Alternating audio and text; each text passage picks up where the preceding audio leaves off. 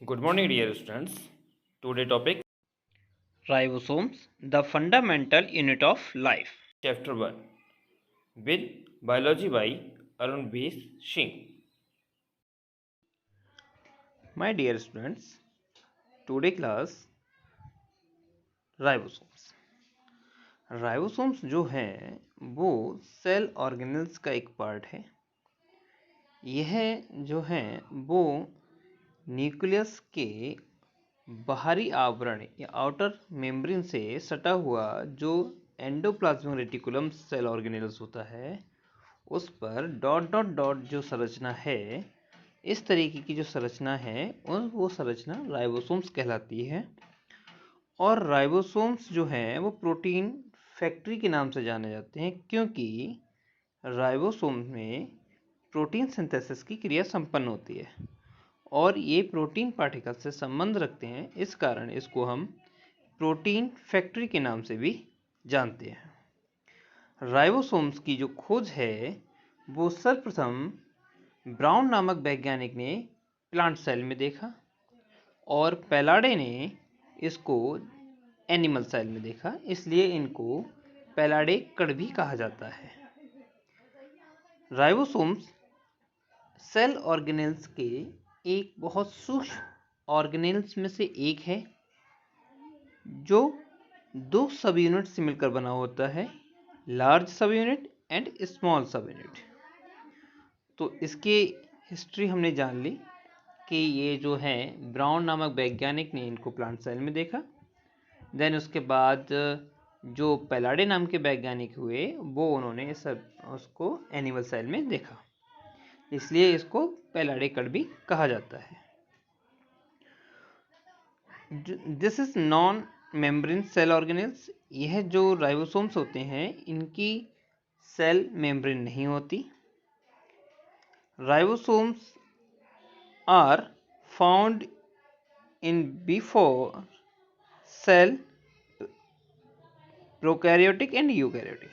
Ribosomes जो होते हैं वो दोनों प्रकार की कोशिकाओं में पाए जाते हैं, चाहे वो प्रोकैरियोटिक सेल्स हो या वो यूकैरियोटिक सेल्स हो, चाहे वो बैक्टीरियाज हो या वो कोई प्लांट या एनिमल में से कोई एक एनिमल या कोई लिविंग हो सकता है। राइबोसोम्स जो हैं वो बेसिकली एंडोप्लाज्मिक रेटिकुलम्स पर जुड़े रहते हैं और इसके अपर साइड पर ये हमेशा पाए जाते हैं। Basically ribosomes contains a large and small सब यूनिट। ये दो प्रकार की यूनिट से मिलकर बना हुआ है, जिसे हम लार्ज सब यूनिट और स्मॉल सब यूनिट के नाम से जानते हैं। राइबोसोम्स टू टाइप्स के होते हैं, 17S ribosomes and 18S ribosomes. जो 17S राइबोसोम्स हैं इन प्रोकैरियोटिक सेल्स, जो 17S राइबोसोम्स होते हैं वो प्रोकैरियोटिक नामक कोशिकाओं में पाए जाते हैं, जैसे बैक्टीरिया, अर्चिया एटॉल। और जो 18S राइबोसोम्स होते हैं वो यूकैरियोटिक सेल्स में पाए जाते हैं, जैसे प्लांट सेल या एनिमल सेल्स कोई एक हो सकती है।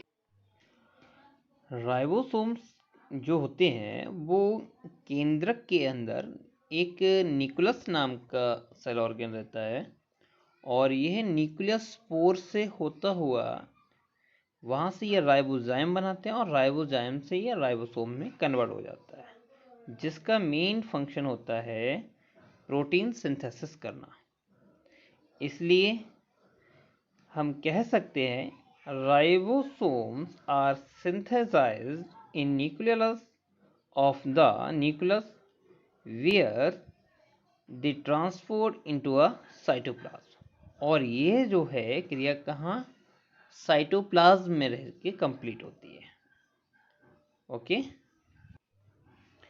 राइबोसोम्स जो होते हैं बेसिकली टू टाइप्स के होते हैं, 17S एंड 18S। जो राइबोसोम्स होते हैं ये, तो पहले बात हम कर लेते हैं 17S राइबोसोम्स की। जो 17S राइबोसोम्स हैं ये इन प्रोकैरियोटिक सेल्स में मिलते हैं और ये दो सब यूनिट से मिलकर बने होते हैं, जिसमें एक यूनिट 15s की होती है एंड सेकेंड यूनिट 30s की रहती है। जो 50s की सब यूनिट होती है इसको लार्ज सब यूनिट कहते हैं, और 30s की जो राइबोसोम्स होती है उसको स्मॉल सब यूनिट कहते हैं।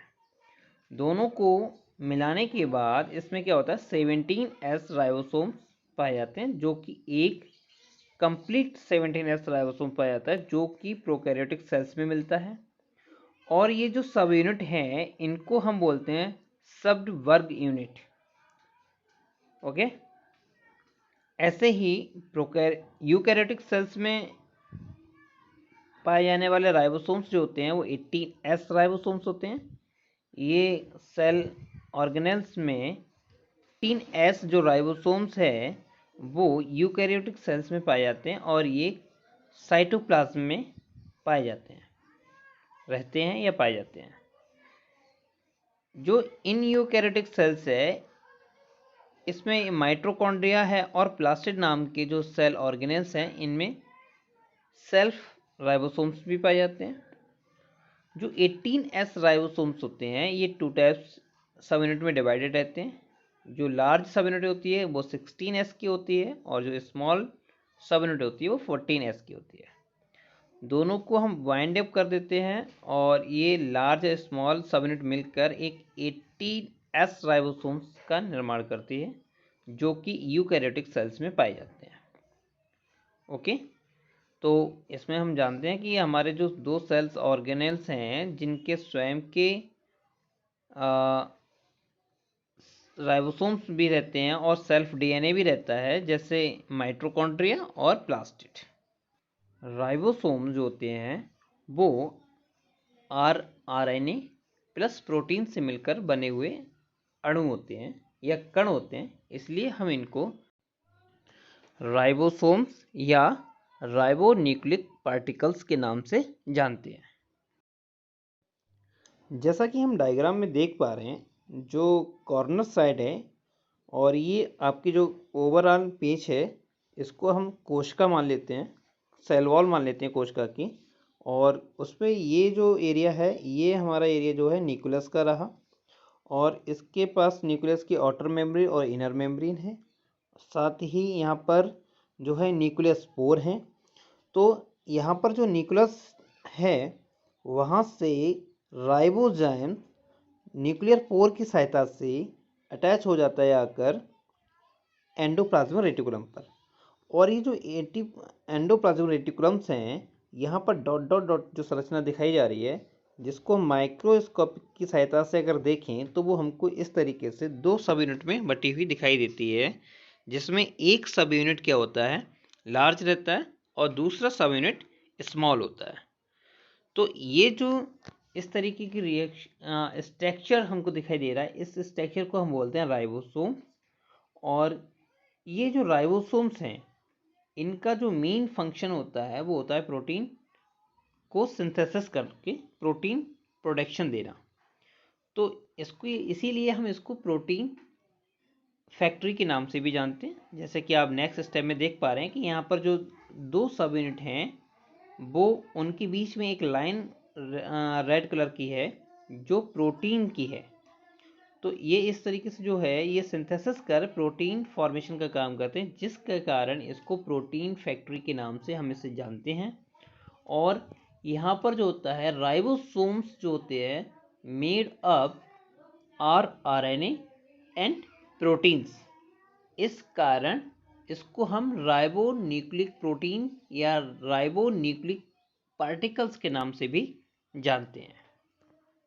तो इस तरीके के जो स्मॉल पार्टिकल्स होते हैं वो राइबोसोम्स कहलाते हैं, और इनका जो मेन फंक्शन होता है वो प्रोटीन सिंथेसिस कार्य के लिए होता है।